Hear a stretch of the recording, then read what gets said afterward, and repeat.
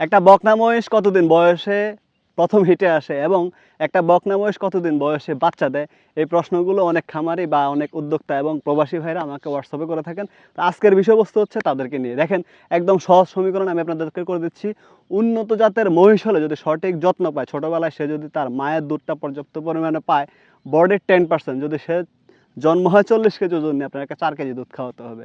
এখন আপনি 4 কেজি দুধ কীভাবে মাপবেন? আমরা তো ডেইরি খামারে যারা করে তারা বাছুর জন্মের পরে তাদেরকে আলাদা করে ফেলি, ফিডারিংয়ের মাধ্যমে খাওয়ায়। কিন্তু আপনি যখন একটা মহিষ বাচ্চা দিবে তখন চেষ্টা করবেন তাকে পর্যাপ্ত দুধ খাওয়ানোর পরে আপনি সেখান থেকে দুধ নিয়ে বিক্রি করেন বা নিজে খান, এই জিনিসটা করতে হবে। কারণ একটি বকনা মহিষ আপনার খামারের দ্বিতীয় প্রজন্মের হাতিয়ার বা আপনার খামারটা সম্প্রসারণকরণের মূল প্রেক্ষাপট হচ্ছে একটি বকনা মহিষ। তাই ছোটোবেলা থেকেই সেই মহিষটাকে আপনি পর্যাপ্ত যত্ন, লালন পালন, ভালোবাসা দিয়ে যদি আপনি মানুষ করেন, 3 মাস পর পরে কৃমিমুক্ত করেন, ঠিক আপনার 22 থেকে 26 মাস এবং 28 থেকে 30 মাস বা 32 মাস বয়সে কিন্তু আপনার মহিষটা হিটে চলে আসবে।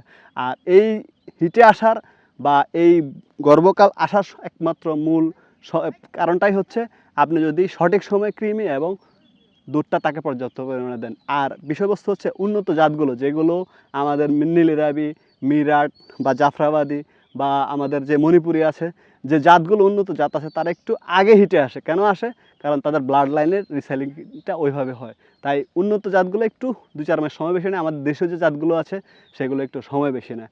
আর একটা মহিষ যদি 28 মাসে হিটে আসে, আপনি যখন তাকে ফার্স্ট হিট, যদি তার স্ট্রাকচারটা যদি 400 কেজি না হয়, আপনি যদি প্রথম তাকে বীজ দেন, তাহলে প্রথম হিটটা মিস দিয়ে দ্বিতীয় হিটটাতে কিন্তু বীজ দেওয়ার চেষ্টা করবেন। এতে করে কনসেপশন রেটটা ভালো থাকবে যদি আপনি এআই দিয়ে বীজ দেন। আর যদি না, আমার খামারে পালে সার আছে যথেষ্ট পরিমাণের, আমার এআই দেওয়ার দরকার নেই, তখন কিন্তু আপনি ফার্স্ট হিটেই তাকে বীজ দিতে পারবেন। কিন্তু বিষয়বস্তুটা হচ্ছে 400 কেজি লাইভ ওয়েট হলে তার স্ট্রাকচারটা বা তার গর্ভধানীটা বাচ্চা নেওয়ার জন্য রেডি হয়ে যাবে, তখন আপনি তাকে বীজটা দিলে ভালো হৃষ্টপুষ্ট বাচ্চা পাবেন। 28 মাস বয়সে যদি ফার্স্ট আপনার একটা বকনা মহিষ হিটে আসে, তাকে যদি আপনি বীজ দেন, সেই মহিষটা 11 মাস মানে 310 থেকে 330 দিনে সেই মহিষটা বাচ্চা গর্ভকালের সময় হবে। এই মহিষটা যখন 11 মাস বয়সে যখন বাচ্চা দেবে, তখন বাচ্চাটাও হৃষ্টপুষ্ট আসবে এবং তার শারীরিক যে গঠনতন্ত্রটা সেটাও ঠিক থাকবে, বাচ্চাও দুধ পাবে, মাও ভালো থাকবে। তাই ফার্স্ট হিটটা মিস দিয়ে দ্বিতীয় হিটে বীজ দেওয়ার চেষ্টা করবেন।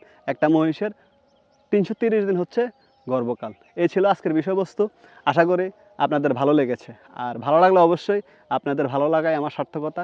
আর যারা নতুন উদ্যোক্তা খামার শুরু করতে চান, অবশ্যই আমাকে রাতে নক দিতে পারেন এবং আপনার যে কোনো প্রশ্ন উত্তর আমি ইনশাল্লাহ রুবেল দেওয়ার চেষ্টা করব। আর আমি চাই যে আমার মতো আরও সহজ উদ্যোগ অনেকে তৈরি হোক, তারা তৈরি হয়ে এই সেক্টরটাকে এগিয়ে নিয়ে যাক। গরুর তুলনায় মহিষের রোগ প্রতিরোধ ক্ষমতা অনেক ভালো। আপনি গরুতে আমাদের যে ভ্যাকসিনগুলো করতে হয়, মহিষ শুধু খুরার ভ্যাকসিনটা করলেই কিন্তু মহিষ আলহামদুলিল্লাহ ফিট। তো আপনার সঠিক যত্ন এবং উন্মুক্ত জায়গা যদি না থাকে, আপনি স্টল ফিডিংও মহিষ পালন করতে পারেন। তাই শুরু করেন, 2-4টা দিয়ে শুরু করেন, পরীক্ষামূলকভাবে 2টা দিয়ে শুরু করতে পারেন। যদি মনে করেন যে আপনার এখান থেকে আর্ন করা সম্ভব বা আপনার এখান থেকে আউটপুট বের করে সফল হওয়া সম্ভব, ধীরে ধীরে ধীরে ধীরে পর্যায়ক্রমে খামার শুরু করতে পারেন। ভালো থাকবেন, সুস্থ থাকবেন। ভিডিওটি ভালো লাগলে অবশ্যই অন্যকে শেয়ার করে দেবেন। শেয়ার করলেই আরেকজন ভাই মেসেজটি পাবে এবং মেসেজটি পেয়ে সেও উৎসাহিত হবে। আমরা চাই আমাদের সহযোদ্ধা তৈরি হোক